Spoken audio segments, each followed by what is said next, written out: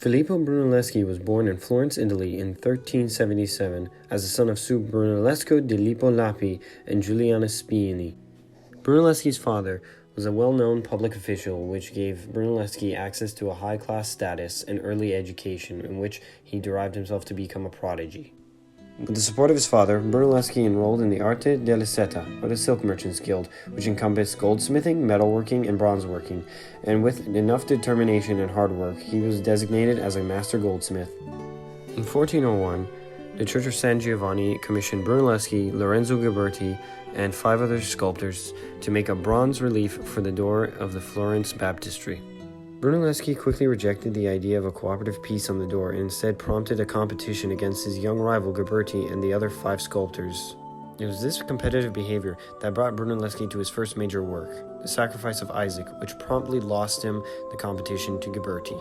It is speculated that this loss drove Brunelleschi to change his focus to architecture, in which he would devote the next few years of his life to studying.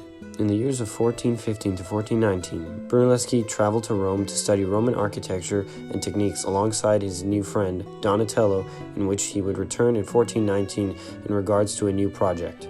In his years, Brunelleschi re-emerged a method of constructing linear perspective, which artist Leon Battista later memorializes and praises Brunelleschi for his reintroduction in his taste on paintings called Della Pittura.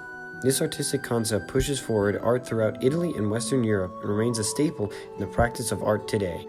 The Ospedale di Galli Innocenti, roughly translated as the Hospital of the Innocents, is recognized as one of the first Renaissance buildings. The facade is regarded by architects and critics as representative of a new style of Florence art, as well as a step forward for architecture in Italy. Some of this refers to Brunelleschi's role in creating new terms and names for architecture, mainly regarding pillars and antique designs in Florence. Florence, in the 1400s, was a city unlike anywhere else in the universe. It was a republic in which powerful families vied with each other for political control, in which the Medici family stood the tallest. Alongside the Italian bankers, the Catholic Church held a huge amount of political power and influence among the masses, in which individuals like Giovanni de' Medici and Cosimo de' Medici saw as opportunities to meld the two political factions together and obtain a greater power and influence. The idea of building a massive cathedral was to show off Florence's uniqueness, as well as revere Catholicism, and on top of that, flex on Pisa, who had just erected their own cathedral as well as their own tower. With his competitive behavior, Brunelleschi used an egg to compete against his rival and other architects for designing and building the dome.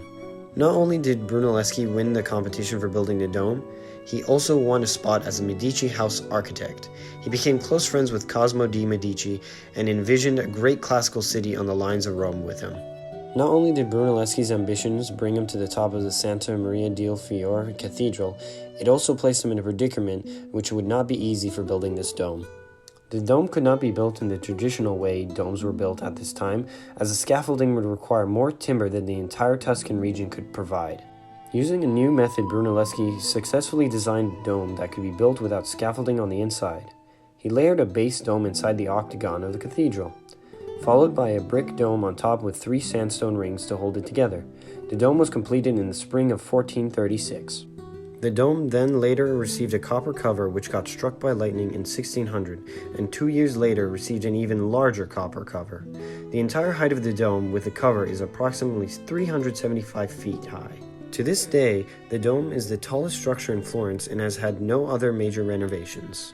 The founding father of the Renaissance architecture eventually died in April 15, 1446 in Florence, Italy, to leave behind an influential legacy that would span generations.